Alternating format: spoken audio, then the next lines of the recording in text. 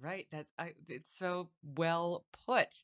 And if you dare step outside of that performative behavior, if you dare say, eh, I'm not totally buying it, and I don't really like the way you're talking about it, and I'm not sure I'm on board for the discussion to be framed this way, of course, you get called names. And I mean, I will, of course, I've experienced this many times, but the most recent one was I went on Bill Maher and I was talking to him about what's happening in the New York City private schools where I pulled my kids because of all this crazy, quote, anti-racism, critical race theory agenda being shoved on them, not to mention like really crazy stuff on trans education. And so it's not just all race. Exactly. And I saw some YouTube videos of, I do confess they weren't very popular hosts because they didn't have a lot of followers, but a fair amount of Black commentators who host these YouTube shows saying that the remarks were abhorrent, that they were horrific. Bill Maher and I talking about how this is not the way forward. Telling little white kids that they're white supremacists, no matter what they do, because they were born with a certain melanin, is not the way forward. And I was like, I can't believe that the discussion has gotten this nuts, right? Like you can't even push back that much by saying, don't tell my 7-year-old he's a white supremacist. It's absurd. What's interesting about all of this is that we really do have this new idea that, yes, you are to be judged on the color of your skin.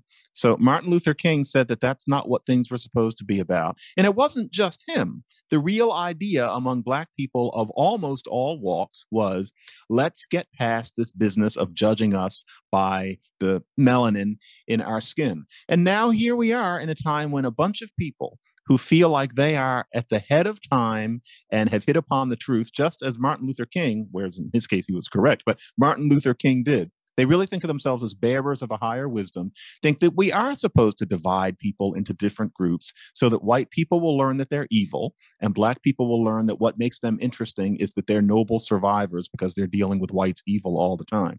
And, if I put it that way, and I think a great many of us, and I feel so sorry for parents like you, Megyn, where you have to take your children out of a school where that sort of thing is being preached.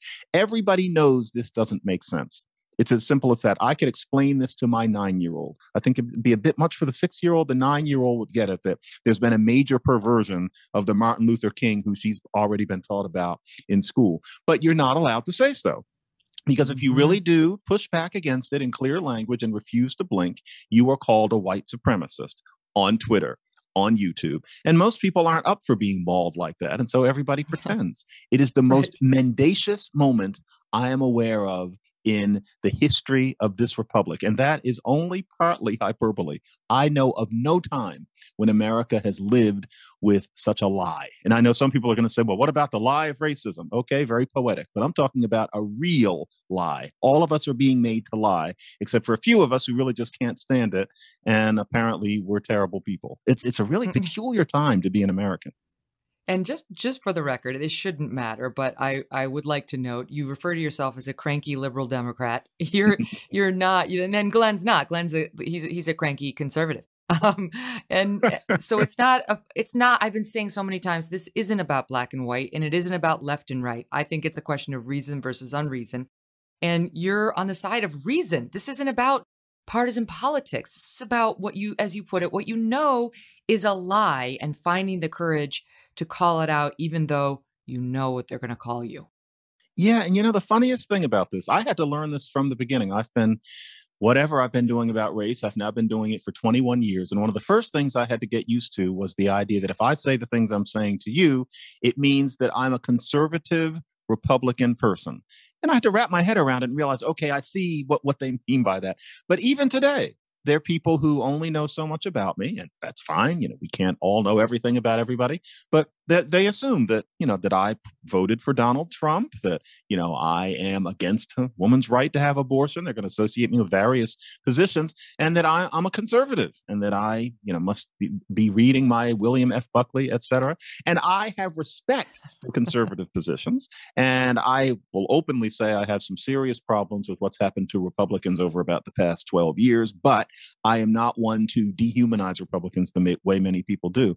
But yeah, the categories that people try to slip you into these days, nothing I'm saying is about liberal, conservative, right wing, left wing. It's just about, what Glenn and I are both trying to do is make some sort of sense of things. And the old categories just don't work, especially because what's going on now is this takeover by inflamed, although well-intentioned radicals in a way that really parallels the Cultural Revolution in China. It's the same thing, except people aren't being physically threatened. And yet the people in question can't see it. To be against that is not to be somebody who likes to go read a book full of speeches by Ronald Reagan to put himself to sleep. It has nothing to do with that. It's just trying to That's make right. some sense of this crazy world. That's right. No, I mentioned this the other day, but all my friends here in New York are liberals, and that's the nature of our Hmm. town. And two of my most committed liberal friends have been so frustrated by the school shutdown and the fact that their kids just they don't get to go on Wednesdays. Their middle school child, gets the pleasure of two 45-minute Zooms. That's his day, and Oh, and one day a week he gets to attend class for 4 hours. That's that's not it for a school. year. No, No. now we're a year into this. As a middle school kid, he needs to be with his friends, right? So Hmm. they went to a open the schools rally this past weekend, and what did they walk into? People chanting and putting up big signs calling them white supremacists Oh, because they want the schools to open. So even they who would have been, I think, 100% on board with sort of the, Ibram X. Kendi rhetoric a year ago are hmm. rethinking things because the lie gets exposed bit by bit when you see how it's used so indiscriminately, situationally and versus any given person.